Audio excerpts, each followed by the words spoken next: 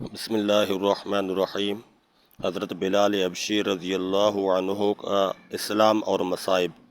حضرت بلال حبشی رضی اللہ عنہ مشہور صحابی ہیں جو مسجد نبوی کے ہمیشہ مؤذن رہے۔ شروع میں ایک کافر کے غلام تھے، اسلام لے آئے جس کی وجہ سے طرح طرح کی تکلیفیں دیے جاتے تھے۔ امیہ بن خلف جو مسلمانوں کا سخت دشمن تھا، ان کو سخت گرمی میں دوپہر کے وقت تپتی ہوئی ریت پر سیدھا لٹا کر ان کے سینے پر پتھر کی بڑی چٹان رکھ دیتا تھا تاکہ وہ حرکت نہ کر سکے، اور کہتا تھا کہ یا اس حال میں مر جائیں اور زندگی چاہے تو اسلام سے ہٹ جائے، مگر وہ اس حالت میں بھی احد احد کہتے تھے، یعنی معبود ایک ہی ہے۔ رات کو زنجیروں میں باندھ کر کوڑے لگائے جاتے تھے اور اگلے دن ان زخموں کو گرم زمین پر ڈال کر اور زیادہ زخمی کیا جاتا تاکہ بے قرار ہو کر اسلام سے پھر جاویں یا تڑپ تڑپ کر مر جائیں۔ عذاب دینے والے اکتا جاتے، کبھی ابو جہل کا نمبر آتا، کبھی امیہ بن خلف کا، کبھی اوروں کا، اور ہر شخص اس کی کوشش کرتا کہ تکلیف دینے میں زور ختم کر دیں۔ حضرت ابوبکر صدیق رضی اللہ عنہ نے اس حالت میں دیکھا تو ان کو خرید کر آزاد فرمایا۔ چونکہ عرب کے بت پرست اپنے بتوں کو بھی معبود کہتے تھے، اس لیے ان کے مقابلے میں اسلام کی تعلیم توحید کی تھی، جس کی وجہ سے حضرت بلال رضی اللہ عنہ کی زبان پر ایک ہی ایک کا ورد تھا، یہ تعلق اور عشق کی بات ہے۔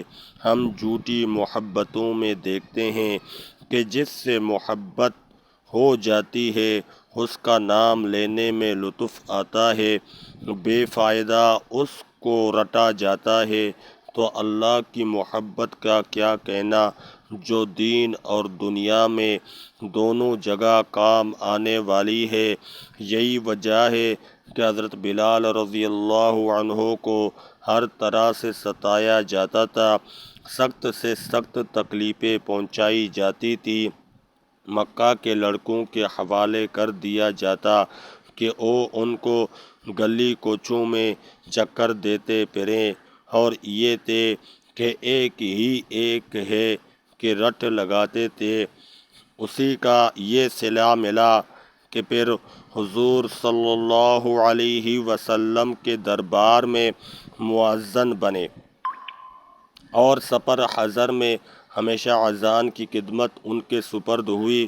حضور صلی اللہ علیہ وسلم کے وصال کے بعد مدینہ طیبہ میں رہنا اور حضور صلی اللہ علیہ وسلم کی جگہ کو خالی دیکھنا مشکل ہو گیا، اس لیے ارادہ کیا اپنی زندگی کے جو دن ہے جہاد میں گزار دوں، اس لیے جہاد میں شرکت کی نیت سے چل دیے۔ ایک عرصہ تک مدینہ منورہ لوٹ کر نہیں آئے۔ ایک مرتبہ حضور صلی اللہ علیہ وسلم کی خواب میں زیارت کی۔ حضور صلی اللہ علیہ وسلم نے فرمایا، بلال یہ کیا ظلم ہے، ہمارے پاس کبھی نہیں آتے؟